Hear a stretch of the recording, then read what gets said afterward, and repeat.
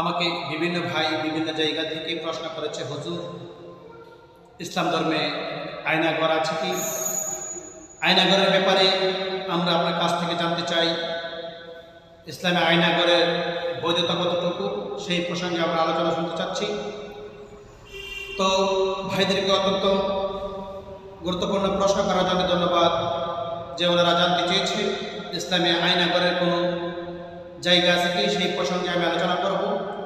আল্লাহ পাক রব্বুল আলামিন আমাকে আলোচনা করার তৌফিক দান করুন এবং আপনাদেরকে শোনার তৌফিক দান করুন। রাসূল পাক সাল্লাল্লাহু তাআলা আলাইহি ওয়াসাল্লাম বন্দীদের সাথে ভালো ব্যবহার করার জন্য বলেছেন।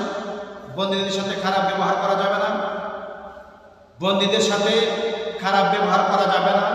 এখানে ক্লিয়ার হয়ে গেল ইসলামে আয়নাঘরের সাপোর্ট নাই, ইসলামে আয়নাঘরের বৈধতা নাই।